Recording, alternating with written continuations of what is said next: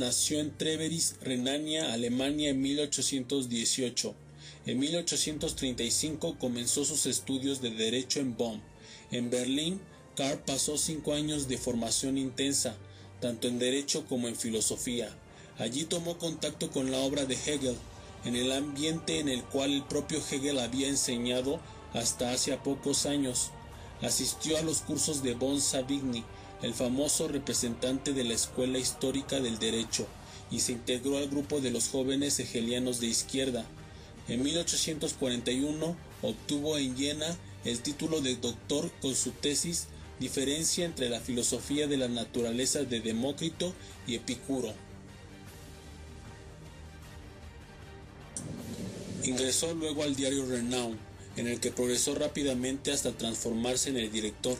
Marx decidió trasladarse con su familia a Londres, donde pudo escribir, estudiar y reunirse con los políticos revolucionarios sin ser perseguidos por las autoridades.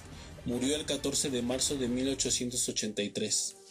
Entre sus obras se destacan Sobre la cuestión judía, Contribución a la crítica de la filosofía hegeliana del derecho, Manuscritos económicos y filosóficos, La ideología alemana, La lucha de las clases en Francia de 1848 a 1850, el 18º Brumario de Luis Bonaparte, Contribución a la crítica de la economía política y El Capital. Bajo la influencia de Hegel, Marx adoptó el método dialéctico para hacer un análisis económico y político de los sistemas sociales, con el propósito de cambio social. Su enfoque, expresado a través de varios escritos entre los que se destaca su obra cumbre en varios tomos, El Capital, cuyo primer libro se publicó en 1867, se aboca especialmente al análisis del capitalismo, entendiendo como un aspecto específico y actual de la evolución histórica universal de las sociedades humanas. Marx aceptó la dialéctica hegeliana solo en lo que tiene en método cognoscitivo, sin aceptar la metafísica. El análisis de la teoría política de Marx debe describir primero la crítica de Marx a la teoría política burguesa.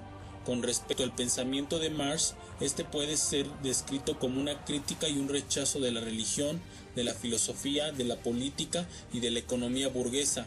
Estas son desenmascaradas como las diferentes formas de alineación. Marx se dedicó a la crítica política en 1843, trabajando con un comentario acerca del Tratado sobre el Estado de Hegel. Pese a que la obra quedó inconclusa y no fue publicada, marcó un hito en su camino al materialismo histórico, por lo que llevó a pensar que no era el Estado la base de la sociedad civil, sino la sociedad civil la base del Estado. En su interpretación, Marx, luego de analizar críticamente la filosofía del derecho de Hegel, llega a la conclusión de que la política no es una variable independiente, porque no se puede entender desde sí misma. Es más, concluye que es una variable dependiente, por cuanto tiene sus raíces, su real fundamento en las condiciones materiales de la vida.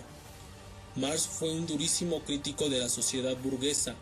Él entendía que el hombre vive alienado, enajenado, y considera que la raíz de esta situación se encuentra en la injusticia, estructuración de la actividad económica.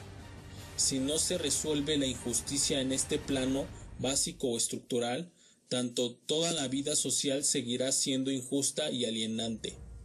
Marx creía que esa sociedad injusta sería suplantada por una sociedad comunista, sin división de clases y sin propiedad privada de los medios de producción, pero también creía que este cambio no se daría sino a través de una revolución violenta, generada por un movimiento que reuniría a la inteligencia de los intelectuales revolucionarios y las fuerzas de las masas proletariadas.